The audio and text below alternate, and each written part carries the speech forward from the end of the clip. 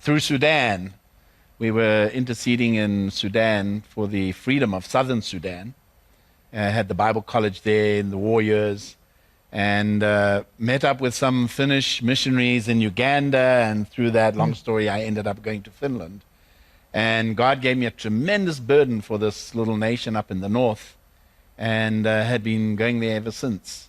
You know, Michael, one of the things that so many Americans don't realize is that because Christianity used to permeate Europe, but not so much anymore. Oh my, Europe is so dead, really. It's frightening.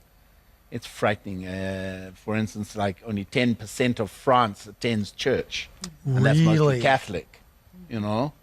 And you go to different countries, different cities in Europe, and wow, the people are just not interested in God. Now, this is where the big cathedrals have been built. Yes. So what are they being used for? Is there a small group that meets in these, or? For tourists. Tourists.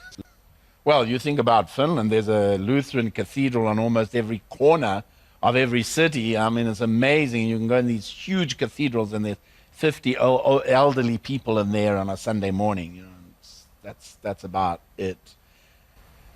And the same with other European countries. What happened? How did they lose a connection to God? Liberal humanism.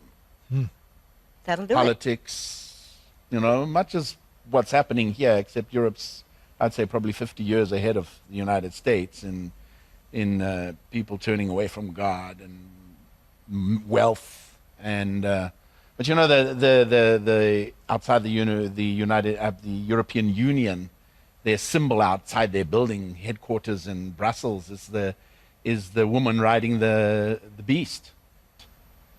That's kind of scary. And the European Union building in Strasbourg looks like Tower of Babel. Wow. Yeah, deliberately built as the Tower of Babel. Wow. So, you know, I mean, as far as I'm concerned, you know, the beast nation is going to be Germany. There's no doubt about that in my mind. Why would you say that? Well, if you follow Daniel's image all the way down through what Jesus had to preach, prophesy, and then into the book of Revelation, you know, the image in Daniel is not persons, it's nations. So you've got to continue that interpretation all the way through the Word of God. Of course, out of a nation comes a person, a ruler. But you know what happens when you get to Revelation and it says 10 kings that have no kingdom? So how does a king become a king and have no kingdom? It's all about money. It's all about wealth. It's all about power. And what people don't realize is that the real wealth of the world is locked up in Europe. We're talking about not billionaires. We're talking about the trillionaires. You know, the Rothschilds, these ancient families that have had one agenda, one program, and that is to rule the world.